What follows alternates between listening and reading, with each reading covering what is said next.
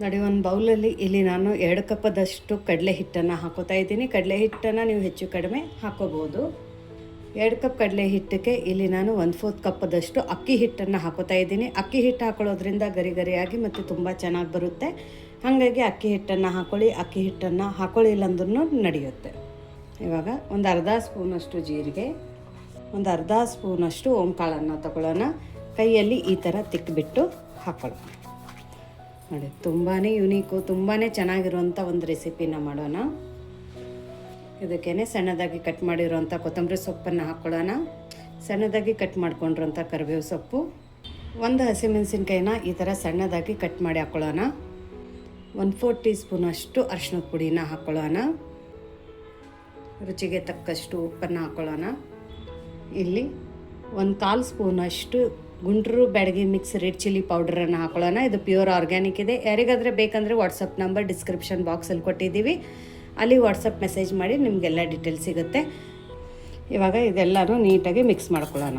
ತುಂಬಾ ಡಿಫ್ರೆಂಟು, ತುಂಬಾ ಯುನೀಕ್ ರೆಸಿಪಿನ ಮಾಡ್ತಾ ಇದ್ದೀವಿ. ಯಾಕಂದರೆ ಮಕ್ಕಳಿಗೆ ಸ್ಕೂಲಿಂದ ಬಂದ ತಕ್ಷಣ ಅಥವಾ ನೀವು ಆಫೀಸಿಂದ ಮನೆಗೆ ಹೋದ ತಕ್ಷಣ ಏನಾದರೆ ತಿನ್ಬೇಕನ್ಸುತ್ತೆ. ಹೊರಗಡೆ ತಿನ್ನೋಕ್ಕಿಂತ ಮನೆಯಲ್ಲಿ ಈ ಥರ ನಾವು ಒಳ್ಳೆ ಎಣ್ಣೆಯಲ್ಲಿ ಆಗಿರ್ಬೋದು, ಒಳ್ಳೆ ಇಂಗ್ರೀಡಿಯೆಂಟ್ಸನ್ನು ಯೂಸ್ ಮಾಡಿಕೊಂಡು ದಿಢೀರ್ ಅಂತ ಮಾಡ್ಕೊಳ್ಳೋವಂಥ ಒಂದು ರೆಸಿಪಿ ಅಂತಲೂ ಅನ್ಬೋದು. ಟೀ ಕಾಫಿ ಜೊತೆ ಪರ್ಫೆಕ್ಟ್ ಕಾಂಬಿನೇಷನ್ ಅಂತಲೂ ಕೂಡ ಅನ್ಬೋದು. ನೋಡಿ, ಇವಾಗ ಈ ಕಡಲೆ ಹಿಟ್ಟು ಮಸಾಲೆ ಎಲ್ಲ ಮಿಕ್ಸ್ ಮಾಡ್ಕೊಂಡ ನಂತರ ಇದರೊಳಗಡೆ ಸ್ವಲ್ಪನೇ ನೀರು ಹಾಕ್ಕೊಂಡು ಇಲ್ಲಿ ನಮಗೆ ನಾವು ಬಜ್ಜಿ ಬೋಂಡಾಗಿ ಹಿಟ್ಟು ಕಲಿಸ್ಕೋತೀವಿಲ್ಲ ಆ ಥರ ಇಲ್ಲಿ ಹಿಟ್ಟನ್ನು ಕಲಿಸ್ಕೋಬೇಕಾಗಿದೆ. ತುಂಬ ಗಟ್ಟಿನೂ ಇರಬಾರ್ದು, ತುಂಬ ಲೂಸು ಕೂಡ ಇರಬಾರ್ದು. ನೋಡಿ, ಈ ಥರ ಸ್ವಲ್ಪ ನೀರು ಹಾಕ್ಕೊಂಡೆ ಕಲಿಸ್ಕೊಳ್ಳಿ. ಆವಾಗ ಕನ್ಸಿಸ್ಟೆನ್ಸಿ ಪರ್ಫೆಕ್ಟಾಗಿ ಬರುತ್ತೆ, ಟೆಕ್ಸ್ಚರ್ ಚೆನ್ನಾಗಿ ಬರುತ್ತೆ. ಪ್ರತಿಯೊಂದು ಟಿಪ್ಸನ್ನು ಫಾಲೋ ಮಾಡಿ, ನಿಮ್ಮ ರೆಸಿಪಿ ಫೇಲ್ ಆಗೋದಿಲ್ಲ. ಯಾಕಂದರೆ ಇಲ್ಲಿ ನಾವು ಯಾವ ಥರ ಮಾಡ್ತೀವಿ ಅದೇ ಥರ ನೀವು ಮಾಡಿದರೆ ನಮ್ಮ ಕಿಚನಲ್ಲಿ ಯಾವ ಥರ ರೆಸಿಪಿ ಬಂದಿರುತ್ತೆ ಅದೇ ಥರ ಸೇಮ್ ರೆಸಿಪಿ ನಿಮ್ಮ ಕಿಚನಲ್ಲಿನೂ ಬರುತ್ತೆ. ಅಂತೂ ನಿಮ್ಗೆ ಏನಾದರೂ ಕ್ವೆರೀಸ್ ಇದ್ದರೆ, ಏನಾದರೂ ಡೌಟ್ಸ್ ಇದ್ದರೆ ನೀವು ಕಮೆಂಟ್ ಮೂಲಕನೂ ನಮಗೆ ಕೇಳ್ಬೋದು. ನೋಡಿ, ಈ ಥರ ಸ್ವಲ್ಪ ನೀರು ಹಾಕ್ಕೊಂಡೆ ಮಿಕ್ಸ್ ಮಾಡ್ಕೋಬೇಕು. ಎಲ್ಲಿ ಗಂಟು ಉಳಿಬಾರ್ದು ಆ ಥರ ನಮಗೆ ಇಲ್ಲಿ ಹಿಟ್ಟನ್ನು ಕಲಿಸ್ಕೋಬೇಕಾಗಿದೆ. ಇನ್ನೂ ಯಾರು ನೀವು ನಮ್ಮದು ವಾಟ್ಸಪ್ ಗ್ರೂಪನ್ನು ಜಾಯಿನ್ ಆಗಿಲ್ಲ ಅಂದರೆ ವಿಶ್ವಲ್ ಅಡುಗೆ ಮನೆ ವಾಟ್ಸಪ್ ಗ್ರೂಪ್ ಲಿಂಕನ್ನು ನಾನು ಡಿಸ್ಕ್ರಿಪ್ಷನ್ ಬಾಕ್ಸಲ್ಲಿ ಕೊಟ್ಟಿದ್ದೀನಿ. ಆ ಲಿಂಕ್ ಮೇಲೆ ಕ್ಲಿಕ್ ಮಾಡಿದರೆ ಸಾಕು, ನೀವು ನಮ್ಮ ಜೊತೆ ಕನೆಕ್ಟ್ ಆಗ್ತೀರಾ. ನಿಮಗೇನೆ ಕ್ವೆರೀಸು ಡೌಟ್ಸ್ ಇದ್ರೂ ಕೂಡ ಅಲ್ಲಿ ನೀವು ನಮ್ಮ ಜೊತೆ ಕಮ್ಯುನಿಕೇಟ್ ಮಾಡ್ಬೋದು. ನಾವು ವಿಶ್ವಲ್ ಅಡುಗೆ ಮನೆಯಲ್ಲಿ ಸಿಗುವಂಥ ಪ್ಯೂರ್ ಆರ್ಗ್ಯಾನಿಕ್ ಮಸಾಲೆ ಖಾರ ಆಗಿರ್ಬೋದು, ಸ್ನ್ಯಾಕ್ಸ್ ಆಗಿರ್ಬೋದು, ಅದನ್ನು ಆರ್ಡ್ರ್ ಮಾಡೋಕ್ಕೆ ಕೆಲವೊಬ್ಬರು ಕಾಲ್ಸ್ ಮಾಡ್ತಾರೆ. ಕಾಲ್ಸನ್ನು ಪಿಕ್ ಮಾಡೋಕ್ಕಾಗೋದಿಲ್ಲ. ದಯವಿಟ್ಟು ಅಲ್ಲಿ ನೀವು ಮೆಸೇಜಸ್ನ ಮಾಡಿ. ನಾವು ಮೆಸೇಜಸ್ನ ನೋಡಿದ ತಕ್ಷಣ ರಿಪ್ಲೈ ಮಾಡ್ತೀವಿ. ಬಟ್ ಕಾಲನ್ನು ಮಾಡೋಕ್ಕೆ ಹೋಗಬೇಡಿ, ಯಾಕಂದರೆ ಕಾಲನ್ನು ಎತ್ತೋಕ್ಕಾಗೋದಿಲ್ಲ. ಅದು ಇದು ಬ್ಯಾಟ್ರಿ ಇನ್ನೂ ಗಟ್ಟಿ ಇದೆ, ಇನ್ನೊಂದು ಸ್ವಲ್ಪ ಇಲ್ಲಿ ನಮಗೆ ತಿಳು ಮಾಡ್ಕೋಬೇಕಾಗಿದೆ. ಇದೇ ಥರ ಸ್ವಲ್ಪನೇ ನೀರು ಹಾಕ್ಕೊಂಡು ಕಲಿಸ್ಕೊಳ್ಳಿ. ವಿಶ್ವಲ್ ಅಡುಗೆ ಮನೆಯಲ್ಲಿ ನಿಮಗೆ ಯಾವ್ದು ರೆಸಿಪಿ ತುಂಬ ಜಾಸ್ತಿ ಇಷ್ಟ ಆಯಿತು, ನೀವು ಮನೆಯಲ್ಲಿ ಯಾವ ರೆಸಿಪಿನ ಟ್ರೈ ಮಾಡಿದ್ದೀರಂತನೂ ಕೂಡ ಕಮೆಂಟ್ ಮೂಲಕ ತಿಳಿಸೋದನ್ನು ಮರಿಬೇಡಿ. ಇನ್ನೂ ಯಾರು ನೀವು ವಿಶ್ವಲ್ ಅಡುಗೆ ಮನೆಯನ್ನು ಸಬ್ಸ್ಕ್ರೈಬ್ ಮಾಡಿಲ್ಲ ಅಂದರೆ ಸಬ್ಸ್ಕ್ರೈಬ್ ಮಾಡೋದನ್ನು ಮರಿಬೇಡಿ. ಯಾಕಂದರೆ ನಾವು ಅಪ್ಲೋಡ್ ಮಾಡಿದ ತಕ್ಷಣ ನಿಮಗೆ ಫಸ್ಟ್ ನೋಟಿಫಿಕೇಷನ್ ಬರುತ್ತೆ. ಹಾಗಾಗಿ ವಿಶ್ವಲ್ ಅಡುಗೆ ಮನೆಯನ್ನು ಸಬ್ಸ್ಕ್ರೈಬ್ ಮಾಡಿ. ನಮ್ಮ ಅಡುಗೆ ಮನೆಯದು ರೆಸಿಪೀಸ್ನ ನಿಮಗೆ ಇಷ್ಟ ಆಗ್ತಿದ್ರೆ ನಿಮ್ಮ ಫ್ಯಾಮಿಲಿ ಫ್ರೆಂಡ್ ಜೊತೆ ಕೂಡ ಶೇರ್ ಮಾಡೋದನ್ನು ಮರಿಬೇಡಿ. ನೋಡಿ, ಇನ್ನೊಂದು ಸ್ವಲ್ಪ ಹಾಕ್ಕೊಳ್ಳೋಣ. ನೀಟಾಗಿ ಮಿಕ್ಸ್ ಮಾಡ್ತೀವಿ. ಪರ್ಫೆಕ್ಟ್. ನೋಡಿ, ತುಂಬ ತಿಳುವೂ ಇಲ್ಲ, ತುಂಬ ಗಟ್ಟಿ ಕೂಡ ಇಲ್ಲ, ಪರ್ಫೆಕ್ಟಾಗಿದೆ ಟೆಕ್ಸ್ಚರು.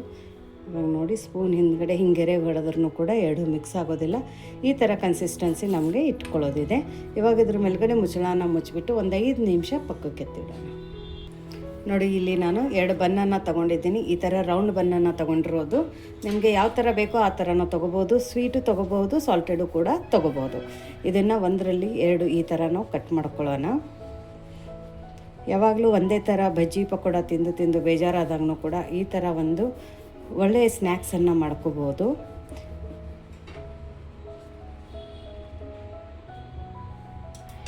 ನೋಡಿ, ಈ ಥರ ನಾನು ಕಟ್ ಮಾಡ್ಕೊಂಡಿದ್ದೀನಿ. ನೀವು ಬೇಕಂದರೆ ಇದಕ್ಕೆ ಕೆಚಪ್ ಹಚ್ಕೋಬೋದು, ಬಟ್ ನಾನು ಸಿಂಪಲ್ಲಾಗಿ ಮಾಡ್ತಾಯಿದ್ದೀನಿ. ಬರೀ ಇದ್ರೊಳಗಡೆ ಇವಾಗ ಚೀಸನ್ನು ತೊಗೊಂಡಿರೋದು, ಚೀಸನ್ನು ಗ್ರೇಟ್ ಮಾಡಿ ಹಾಕ್ಕೊಳ್ಳೋಣ. ಮಕ್ಕಳಿಗೆ ಈ ಥರ ಚೀಸು ಪನ್ನೀರನ್ನು ನೀವು ಸ್ಟಫ್ ಮಾಡಿ ಕೂಡ ಮಾಡಿಕೊಡ್ಬೋದು. ಚೀಸ್ ತಿನ್ನಲ್ಲ ಅನ್ನೋರು ಪನ್ನೀರು ಕೂಡ ಹಾಕ್ಕೋಬೋದು.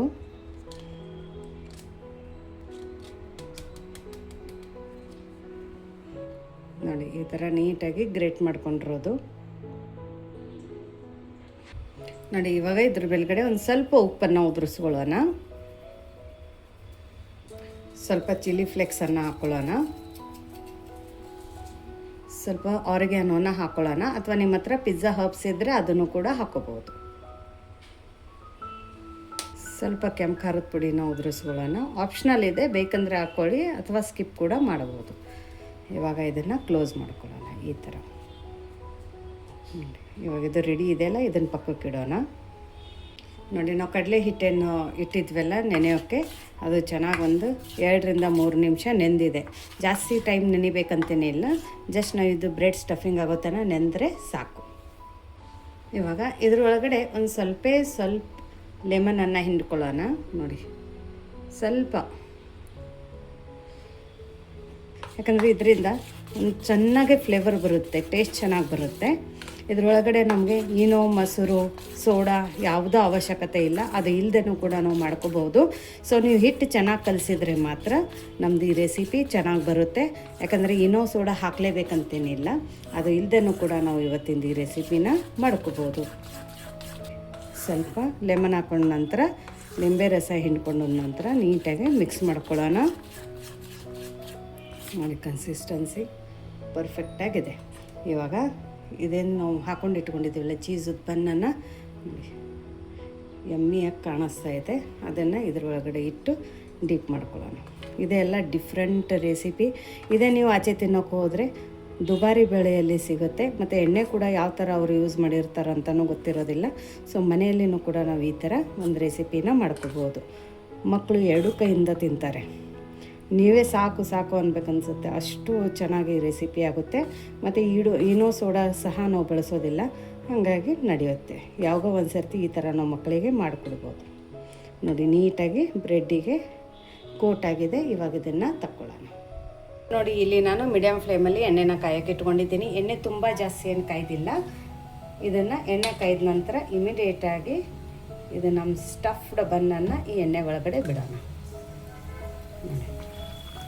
ಇವಾಗ ಫ್ಲೇಮನ್ನು ಲೋ ಫ್ಲೇಮಲ್ಲಿ ಇಟ್ಕೊಳ್ಳೋಣ. ನೋಡಿ, ಒಂದೇ ಸರ್ತಿಗೆ ಎಷ್ಟು ಹಿಡಿಸುತ್ತೆ ಅಷ್ಟೇ ಬಿಡಿ. ನಾನು ಬಂದು ದೊಡ್ಡದಿದೆ ಅಲ್ಲ ಅಂತ ಒಂದೇ ಬಿಟ್ಟಿರೋದು. ಇದನ್ನು ತಿರುಗಿಸ್ಕೊಳ್ಳೋಣ. Wow, super. ನೀವು ಈ ರೆಸಿಪಿ ಯಾವತ್ತಾದರೆ ಟ್ರೈ ಮಾಡಿದರೆ ನನಗೆ ಕಮೆಂಟ್ ಮೂಲಕ ತಿಳಿಸೋದನ್ನು ಮರಿಬೇಡಿ. ತುಂಬಾ ಡಿಫ್ರೆಂಟು, ತುಂಬಾ ಯುನೀಕ್ ರೆಸಿಪಿ ಅಂತಲೂ ಕೂಡ ಅನ್ಬೋದು. ನೋಡಿ, ಫ್ಲೇಮನ್ನು ಇವಾಗ ಮೀಡಿಯಮ್ ಫ್ಲೇಮಲ್ಲಿ ಇಟ್ಕೊಂಡು ಕರ್ಕೊಳ್ಳೋಣ. ಸ್ವಲ್ಪ ಕ್ರಿಸ್ಪಿ ಆದರೆ ಸಾಕು. ನೋಡಿ, ಈನೋ, ಸೋಡಾ, ಮೊಸರು ಯಾವುದು ಬೇಕಾಗಿಲ್ಲ. ಇದೆಲ್ಲ ತುಂಬ ದಿಢೀರ್ ರೆಸಿಪಿ. ಇವನ್ ನಿಮ್ಮ ಮನೆಯಲ್ಲಿ ಯಾವತ್ತಾದರೆ, ಇವಾಗ ಮಕ್ಕಳು ಬರ್ತ್ಡೇ ಪಾರ್ಟಿ ಆಗಿರ್ಬೋದು, ಕಿಟಿ ಪಾರ್ಟಿ ಆಗಿರ್ಬೋದು, ಯಾರಾದರೆ ಫ್ರೆಂಡ್ಸ್ ಬರ್ತಾ ಇರ್ಬೋದು. ಸೊ ಯಾವತ್ತಾದರೆ ಈರುಳ್ಳಿ ಪಕೋಡ ಅದನ್ನು ತಿಂದು ಬೇಜಾರಾಗಿದ್ದರೆ ಇದನ್ನು ದಿಢೀರಂತ ಈ ಥರ ಒಂದು ಪಕೋಡನ ಮಾಡ್ಕೋಬೋದು. ಇದಕ್ಕೆ ಬನ್ ಪಕೋಡ ಕೂಡ ಅಂತಾರೆ. ಸೈಡಿಗೆ ಹಚ್ಕೊಂಡಿದ್ವಲ್ಲ, ಇದನ್ನು ಕೂಡ ತಕ್ಕೊಳ್ಳೋಣ. ಮಕ್ಕಳಿಗೆ ಈ ಥರ ಕೂಡ ಹಾಕ್ಕೊಡ್ಬೋದು ಪ್ಲೇನಾಗಿ.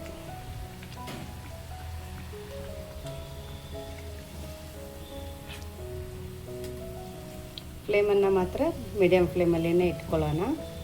ನೋಡಿ, ಚೆನ್ನಾಗಿ ಬೈದಿದೆ. ಇವಾಗ ಇದನ್ನು ತಕ್ಕೊಳ್ಳೋಣ.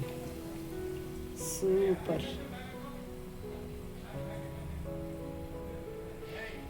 ನೋಡಿ, ಈ ಬನ್ನನ್ನು ಮುಂಚೆನೇ ನಾವು ಕಡಲೆ ಹಿಟ್ಟಿನ ಒಳಗಡೆ ನೆನೆಸಿರಬಾರ್ದು, ಇಲ್ಲಾಂದರೆ ತುಂಬ ಸಾಫ್ಟ್ ಆಗುತ್ತೆ. ಇವಾಗ ಹಾಕಬೇಕಾದ್ರೆ ಆ ಟೈಮಲ್ಲಿನೇ ನಾವು ಇದನ್ನು ಕೋಟ್ ಮಾಡಿ ಹಾಕಬೇಕು. ನೋಡಿ, ನಿಧಾನಕ್ಕೆ ಬಿಡಿ. ಎಲ್ಲಾದರೂ ಉಳಿದಿದೆ ಅಂದರೆ ಈ ಥರ ಮೇಲ್ಗಡೆಯಿಂದ ನೀವು ಮತ್ತೆ ಕಡಲೆ ಹಿಟ್ಟನ್ನು ಕೋಟ್ ಮಾಡ್ಕೋಬೋದು. ಈ ಥರ ಮೇಲ್ಗಡೆಯಿಂದ ಬೇಕಾದ್ರೆ ಒಂದು ಸ್ವಲ್ಪ ಎಣ್ಣೆಯನ್ನು ಹಾಕೋಬೋದು. ಫ್ಲೇಮನ್ನು ಮಾತ್ರ ನಾನು ಮೀಡಿಯಮ್ ಫ್ಲೇಮಲ್ಲೇ ಇಟ್ಕೊಂಡಿರೋದು. ಸೂಪರ್. ನೋಡಿ, ಮನೆಗೆ ಯಾರಾದರೂ ಗೆಸ್ಟ್ ಬಂದಾಗ ಇದನ್ನು ಮಾಡಿ, ಅದು ಸ್ಪೆಷಲಿ ಚಿಕ್ಕ ಮಕ್ಕಳು ಬಂದಿದ್ದಾರೆ ಮನೆಗೆ ಅಂತ ಅಂದಾಗ ಈ ಥರ ಡೆಫಿನೇಟಾಗಿ ಮಾಡಿ ಇಷ್ಟಪಡ್ತಾರೆ. ಯಾಕಂದರೆ ನಾನಂತೂ ಈ ರೆಸಿಪಿ ಮಾಡ್ತಾನೆ ಇರ್ತೀನಿ. ನೋಡಿ, ಪಕ್ಕದ ಈ ಥರ ಕರೆದ ನಂತರ ಇದನ್ನು ಕೂಡ ತಕ್ಕೊಳ್ಳೋಣ. ಮಕ್ಕಳು ಹಾಗೆ ತಿಂತಾರೆ ಮಿಕ್ಚರ್ ಅಂತ. ನೋಡಿ, ಸೂಪರ್ ಅಂದರೆ ಸೂಪರ್ ಅನ್ಬೋದು. ಸಖತ್ತಾಗಿ ಬಂದಿದೆ ಕಲರು ಕೂಡ. ನಿಮಗೆ ಇವತ್ತಿಂದು ರೆಸಿಪಿ ಹೇಗೆ ಅನ್ನಿಸ್ತು ಅಂತ ಕಮೆಂಟ್ ಮೂಲಕ ತಿಳಿಸೋದನ್ನು ಮರಿಬೇಡಿ. ನೋಡಿ, ಇದನ್ನು ಕೂಡ ಇವಾಗ ಚೆನ್ನಾಗಿ ಬೇಯ್ದಿದೆ. ಇದನ್ನು ತಕ್ಕೊಳ್ಳೋಣ, ಫ್ಲೇಮನ್ನು ಆಫ್ ಮಾಡ್ಕೊಳ್ಳೋಣ. ಸೂಪರ್.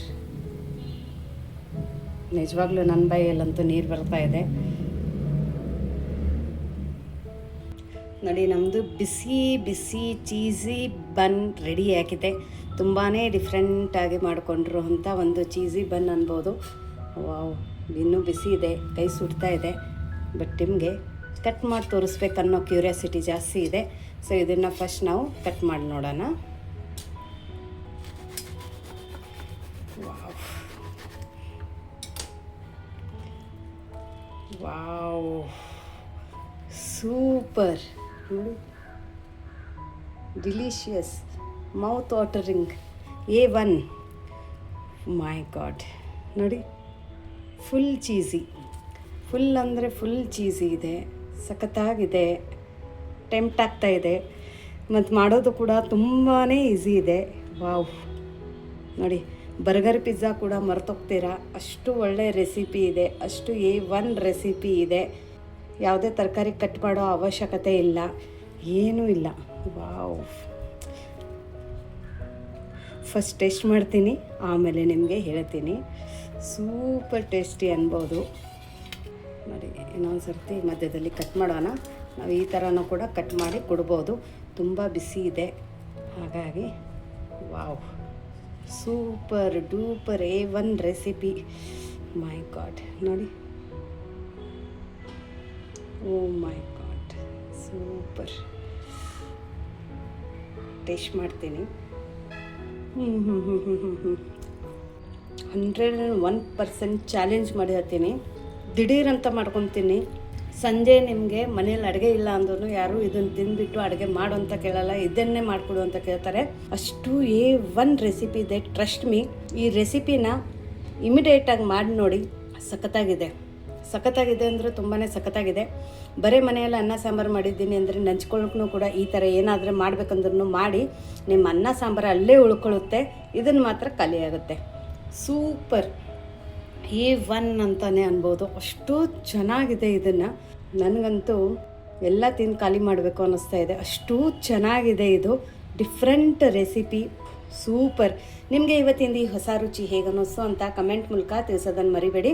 ಮತ್ತೆ ಸಿಗೋಣ ನಾವು ಇದೇ ಥರ ಹೊಸ ಹೊಸ ರುಚಿ, ಹೊಸ ಹೊಸ ಅಡುಗೆ ಜೊತೆ. ವಿಶ್ ಫುಲ್ ಅಡುಗೆ ಮನೆಯಲ್ಲಿ. Thank you.